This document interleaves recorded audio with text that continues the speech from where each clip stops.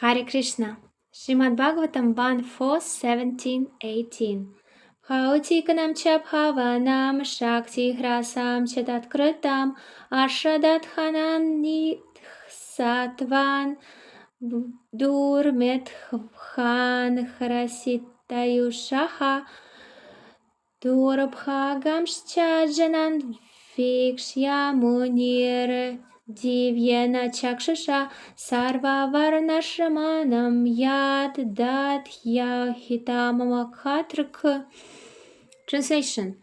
The great sage, who was fully equipped in knowledge, could see through his transcendental vision the deterioration of everything material due to the influence of the age. He could also see that the faithless people in general would be reduced in duration of life and would be impatient due to lack of goodness. Thus he contemplated for the welfare of man in all statuses and orders of life. In this shloka we have some points.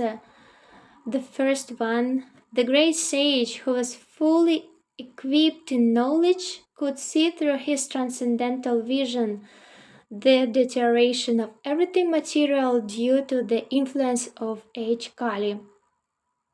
The second one, the faithless people in general would be reduced in duration of life and would be impatient due to lack of goodness. And the third one, Vyasadeva contemplated for the welfare of man in all statuses and orders of life. In purport, Srila Prabhupada mentioned that forces of time are so powerful that they reduce all matter of oblivion in due course. Kali Yuga is the last millennium of a round of 4 millenniums. The power of all material objects deteriorates by the influence of time. People in this age less intelligent, the duration of the material body of the people in general is much reduced, and so is the memory.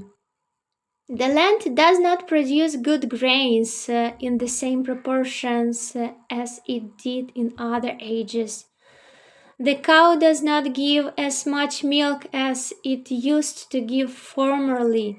The production of vegetables and fruits is less than before, and all living beings, both men and animals, do not get nourishing food. That's why naturally the duration of life is reduced, the memory is short, intelligence is meager. This all are symptoms of Kali Yuga age, and because of influence of Kali Yuga, people lose their goodness and become impatient. Under the force of time, everything falls into decline, and people nowadays are failures, unsuccessful.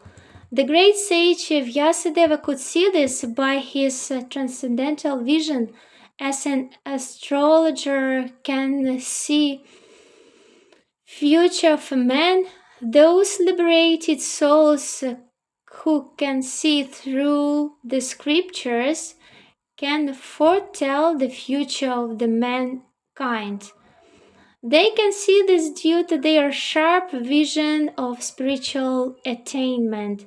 So great sages view the world through the scriptures, and they can foresee the future of mankind. They perceive this through scriptural insight, spiritual attainment, realizations as gained as a result of spiritual practice. As such, transcendentalists who are naturally devotees of the Lord are always eager to render welfare service to the people in general. They are the real friends of everyone, of each living entity. In this age, the people in general are all unlucky fellows, faithless in spiritual knowledge and influenced by the age of Kali.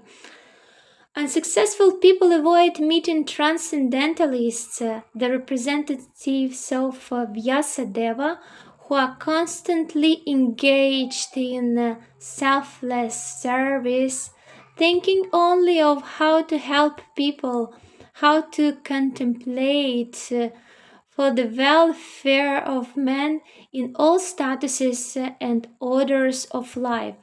Transcendentalists or devotees of the Lord, such liberated souls like Vyasadeva, Narada Muni, Srila Rupada, are always busy in planning something which may help everyone in all statuses and orders of life. These transcendentalists are the greatest philanthropists. They are well-wishers of every living entity, full of compassion, and they all have one mission: to deliver the fallen souls back home, back to Godhead.